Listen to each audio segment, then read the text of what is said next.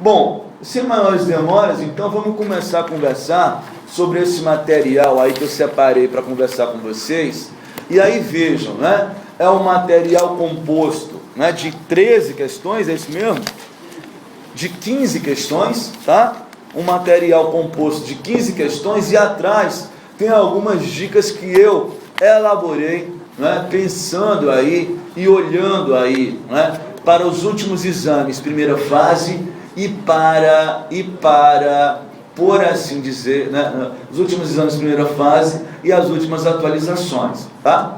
A propósito, quem estava aqui ontem, né, ou quem não pôde vir ontem, né, eu gravei aquela nossa aula de ontem no auditório da biblioteca, já estou editando, a partir de hoje à noite eu vou começar a botar. Estou tentando fazer a mesma coisa aqui agora, tá? Por isso que o código está aí parado, graças a Deus eu estou lembrando tudo, né? Senão eu vou ter que parar. Bom, então, quem não pôde vir e tal, a partir de hoje à noite eu já começo a postar os fragmentos da aula passada no meu canal do YouTube, os senhores todos já sabem, né? Quem não sabe o canal, é só entrar no YouTube e digitar lá, Giovanni Magalhães, você vai encontrar um canal com quase 100 vídeos aí, de temas relevantes sobre direito empresarial, custa nada, né? Dar uma assistida nesses vídeos todos aí, custa nada. Bom, sem demora, primeira questão. Olha o que essa primeira questão diz pra gente. A respeito do direito empresarial, no âmbito do direito comercial, marque a opção correta. Meus amigos, a opção correta dessa primeira questão não podia ser outra, para a gente começar muito bem, aliás, né? Que o item B de BOP, tá? Vê só, na inscrição do empresário individual constam o objeto e a sede da empresa. Isso, senhores, tem no artigo 968 do Código Civil, é um dos incisos do artigo 968 do Código Civil, o único item correto a ser marcado aí. E essa questão é muito peculiar, porque o que acontece? Olha como é que ela coloca, a respeito do direito do empresário individual no âmbito do direito comercial, né? Porque, se olhar, o empresário individual atua sob a forma de pessoa jurídica. Para alguns tributos, ele é tido como pessoa jurídica, tanto é que ele tem CNPJ. Só que, juridicamente falando, ele é pessoa física. Por quê? Para ser pessoa jurídica, deve constar taxativamente do rol do 44, e você não tem lá. Inciso 7, o empresário individual, né? O empresário individual é todo e qualquer um de nós que resolvamos exercer atividade empresarial sozinho. E fazemos isso, né? Fazemos isso sozinho, sem sócio, só que a legislação tributária me impõe, para facilitar a vida do fisco, usar um CNPJ, né? Porque aí ele me trata como pessoa jurídica, e aí, como eu sou tratado como pessoa jurídica, eu não posso falar em violabilidade da vida privada. Fisco de bobo não tem nada, tá? Então, né, algumas pessoas também questionam, Giovanni, a letra C, né? Como é que pode, então, a letra C, o analfabeto não pode se registrar como empresário individual, já que o próprio 98 fala que tem que ter a assinatura, a firma com a respectiva assinatura autógrafa. Como é que ele vai fazer isso, então? Rubrica, por extenso, nem uma hipótese, nem outra. O analfabeto, ele pode tranquilamente se registrar como empresário, meus amigos. Quem foi que disse que para ser empresário você saber ler, cara? Ser empresário, você precisa saber ganhar dinheiro. Lê para nós, intelectuais, que andamos com o Vadimégo debaixo do braço. Empresário não. Empresário, quanto mais ele sabe ganhar dinheiro, melhor ele não saber ler. Porque ele começa a ler, o dólar aumentou, o tributo aumentou, os juros aumentou, tudo aumentando, e o dinheiro dele empurrá-lo, né? Se ele lê isso, ele para de investir e ele quebra. Então, quanto mais ele sabe, melhor ele não lê nada, né? Porque aí ele segue a vida dele numa boa, tá? Bom, o item D está errado, porque, como a gente acabou de mencionar, o empresário rural pode se registrar no registro público de empresas, e como a gente tinha falado já no nosso encontro de ontem, o empresário individual registra uma firma individual e não uma razão social. Letra B de BOP é o primeiro item. Segunda questão, fundamental, fundamental, em relação à incapacidade, à proibição para o exercício de empresa, assinale a alternativa correta. Meus amigos, isso aqui está regulado, essa coisa de incapacidade e proibição vai estar regulado no Código Civil ali, entre os artigos 972 e 980. O item correto é o item A, de aspira. Caso a pessoa proibida de exercer a atividade de empresário praticar tal atividade, deverá responder pelas obrigações contraídas, podendo até ser declarada falida. Isso é praticamente uma interpretação do artigo 973 do Código Civil. Meus amigos, existem no ordenamento jurídico brasileiro uma série de pessoas que, em razão da função que ocupam muitas vezes, estão proibidas de se envolverem empresarialmente. Se o fizerem para o direito empresarial, vão responder como se empresários fossem podendo falir, independentemente da eventual sanção que os outros ramos do direito apliquem a ela. Então item A, item corretíssimo. O item B está errado por quê? Está errado porque o impedimento para ser empresário não impede que alguém seja sócio de sociedade empresária, desde que não tenha poder de administração. Ou seja, o que é relevante que os senhores saibam? Que as pessoas que estão impedidas de serem empresários individuais estão impedidas de serem administradores de sociedade, mas serem meros sócios sem problema. Letra C. Entre as pessoas impedidas de exercer empresa está um incapaz, que não pode exercer tal atividade. Dois erros aqui, meus amigos. Eu não posso confundir primeiro incapacidade com proibição, porque o proibido, ele é plenamente capaz, ele poderia exercer atividade empresarial. Eu tenho uma lei que veda.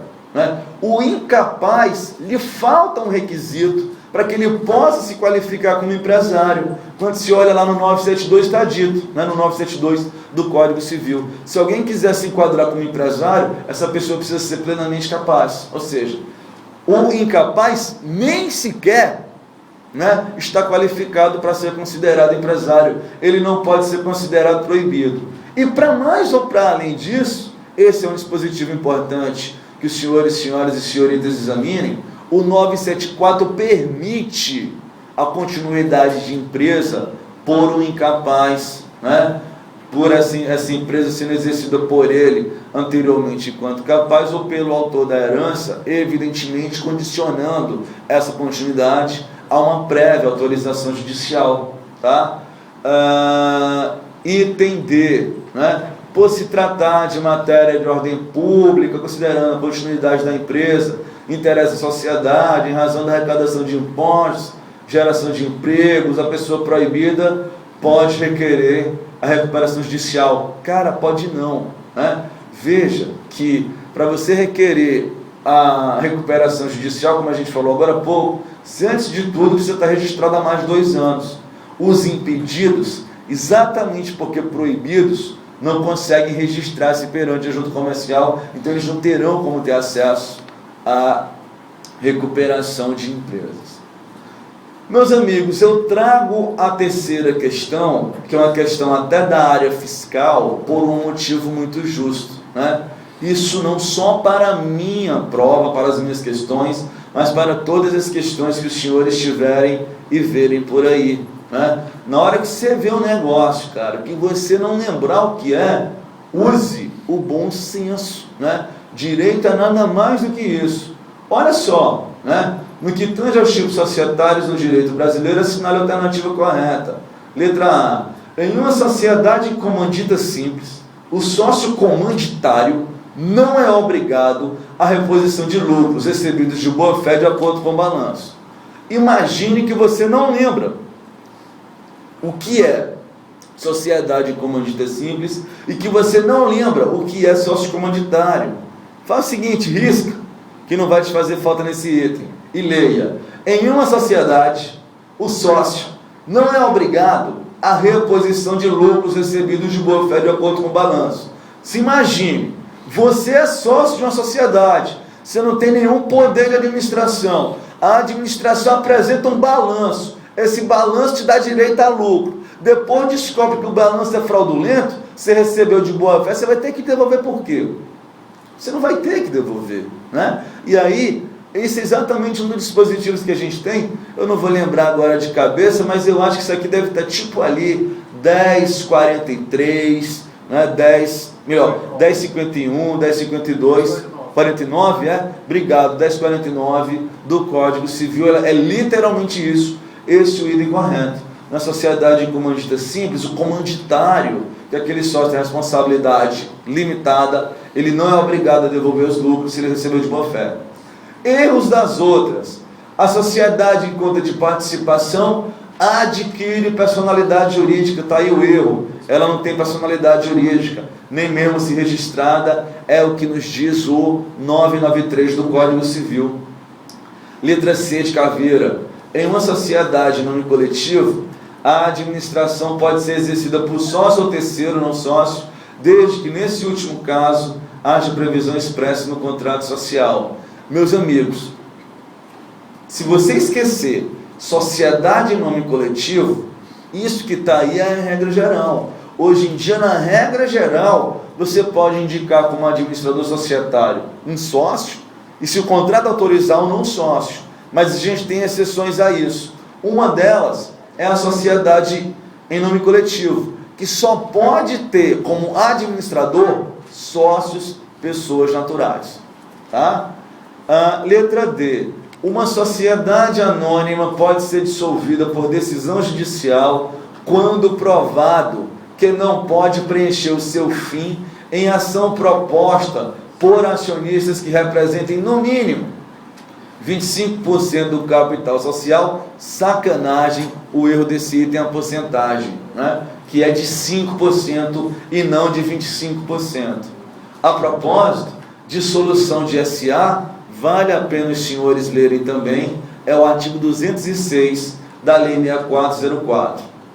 E aí, olha, né, nome empresarial, olha quem é que vem. Letra E. Uma sociedade limitada pode optar por adotar como nome empresarial a denominação ou a firma social. Até aqui está verdadeiro. Em fazendo uso da denominação, o nome deve ser composto do objeto da sociedade. Até aqui está verdadeiro. Não sendo possível nela figurar o nome de um ou mais sócios, aí errou. Né? Como nós vimos na aula, no nosso encontro de ontem, o artigo 1158 do Código Civil, hoje, autoriza a que a gente tenha, né, na sociedade limitada, o nome empresarial montado com denominação a partir do nome de sócios também. Por isso é que a gente diz que na limitada você vai ter que ver a atividade, se a atividade compõe o nome empresarial ou não, para você poder dizer que aquele nome é firma ou denominação. Tá? Quarta questão. Meus amigos, olha só, cara, olha só. Com relação à sociedade limitada, assinale a afirmativa incorreta. Velho, tá tudo verdadeiro. Olha qual é a porcaria do item incorreto. B, de Ibope. Falei ontem, se você errar essa porcaria na sua prova, eu vou arrancar a sua cabeça fora. Né? Sempre vem a porcaria desse item. Né? Admite-se na sociedade limitada a contribuição de sócio, que consiste na prestação de serviço. Não, nem na limitada e nem na anônima pode sócio de serviço. Mas é sempre, não tem jeito. Sempre esse item aparece. É um dos itens que mais apareceu no histórico de primeira fase, né, de OAB, período FGV, é essa história da contribuição em serviço na limitada que não pode, tá?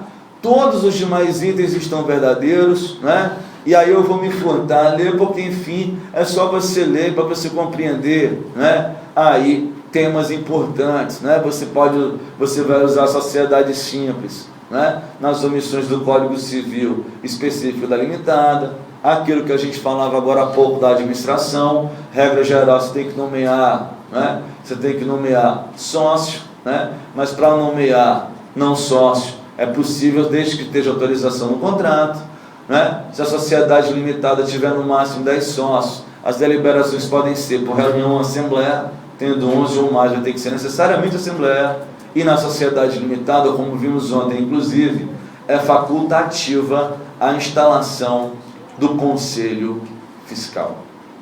Tá? Quinta questão, meus amigos.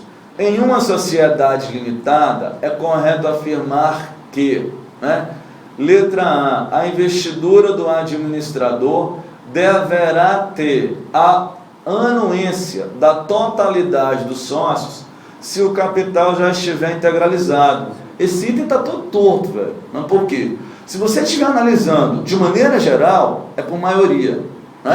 Onde é que a gente tem essa história de capital integralizado? É quando você vai indicar um administrador não sócio. E se o capital está integralizado, é 2/3. Se ele não está integralizado, é unanimidade. Tá? Então, todo torto esse item. Item B. A cota de um sócio, na omissão do contrato, pode ser transferida a terceiros, mas é preciso que haja concordância de todos os demais sócios. Não, de maneira alguma. Você até pode ceder para terceiros, mas é preciso que haja concordância de 3/4 do capital social. Porque se um quarto manifestar oposição, essa cessão de cotas vai dar problema. É o que a gente tem no artigo 1057 do Código Civil. Letra C. Olha só, velho, como esse cara não muda, O Conselho Fiscal é obrigatório. Não, na limitada ele é facultativo. Ele vai ser obrigatório na anônima e na cooperativa, não aqui. Letra D. O capital social da sociedade poderá ser reduzido mediante a correspondente modificação do contrato, não podendo o credor quirografar ou opor-se a essa redução.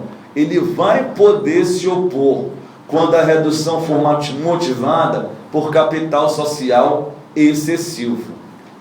Por exclusão, o item E, o pedido de concordata, a nomeação da instituição dos liquidantes e o julgamento de suas contas dependem de deliberação dos sócios, é o que nos dizem os incisos do artigo 1071 do Código Civil. Meus amigos, deu para acompanhar certinho essa primeira página aí? Repassando o gabarito aí da primeira. BOP, aspira, BOP, exclusão. B-A-A-B-E.